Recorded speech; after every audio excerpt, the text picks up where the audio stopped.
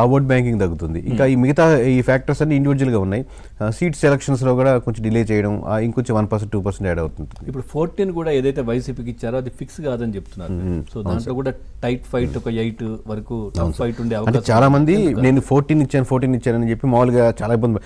14లో కూడా చాలా మంది క్లోజ్గా అబ్జర్వ్ చేసిన చూస్తుంటే 14లో 2 లేయర్స్గా డివైడ్ చేసాం సార్. దాంట్లో కాన్ఫిడెంట్గా 6 నియోజకవర్గాలు కనపడుతున్నాయి, మిగతా 8 నియోజకవర్గాలు టైట్ ఫైట్లో కనపడుతున్నాయి.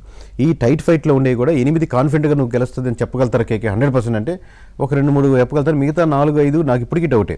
అంటే దాంట్లో ఎట్టుపోతాయని డౌటే ఉంది. ఇప్పుడు ఫస్ట్ ఆఫ్ ఆల్ ఆత్మకూరు డౌటే ఉంది, సర్వేపల్లి డౌటే ఉండొచ్చు. అలా కొన్ని నియోజకవర్గాలు డౌట్గా ఉన్నాయి. పులవర్తి నాని గారి నియోజకవర్గం, చంద్రగిరి అది డౌట్గా ఉంది.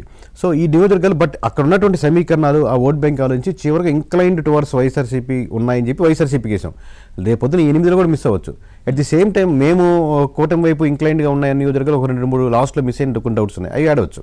ప్లస్ ఆర్ మైనస్ చేంజ్ అవచ్చు. బట్ సెంట్రల్ నెంబర్ సింగిల్ నెంబర్కి వెళ్దాం అనుకున్నప్పుడు మేము కాన్ఫిడెంట్గా 14కి వెళ్ళగలిగాం.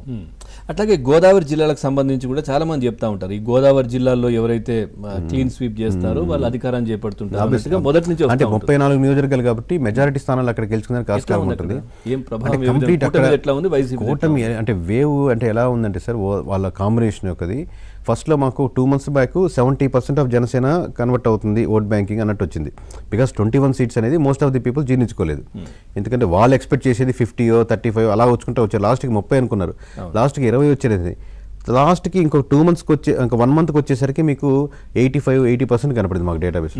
తర్వాత మనకు 90 కనపడింది. ఇప్పుడు పోస్ట్ పోల్ వెరిఫై చేస్తుంటే most of the Janasena vote banking అనుకున్నది మోస్ట్ 98% వరకు షిఫ్ట్ అయింది సార్.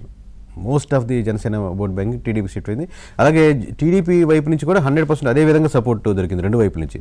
జనసేన వాళ్ళు సపోర్ట్ దొరకదు అనుకున్నాం, టీడీపీ వాళ్ళు కూడా మద్దతు ఇస్తారు ఖచ్చితంగా, ఎందుకంటే వాళ్ళు టోటల్ నెంబర్ కావాలి కాబట్టి వాళ్ళని ఫాలో అయ్యేవాళ్ళు అలా ఉంటుంది అనుకున్నాం. కానీ టీడీపీ వైపు కూడా 100% దొరికింది.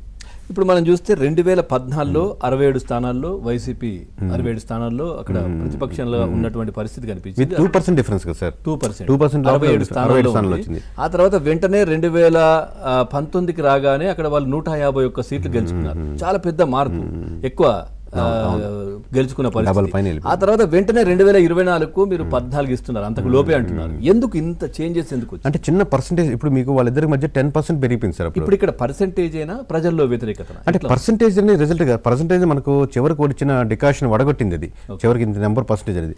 దీని కారణాలు అనేది ప్రజల్లో వ్యతిరేకత. పర్సెంటేజ్ మనం ఇంత పర్సెంటేజ్ వీళ్ళ కోట్లేద్దాం, ఇంత పర్సెంటేజ్ వీళ్ళ కోట్లేద్దాం అని ముందుకెళ్ళరు కదా సార్.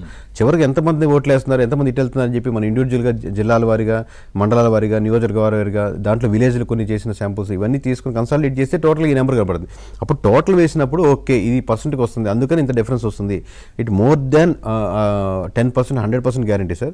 అరౌండ్ 15% వరకు డిఫరెన్స్ కనపడుతుంది వాళ్ళిద్దరి మధ్య. 15% 2019కి ఇప్పటికి ఇది రెండు పార్టీలకి.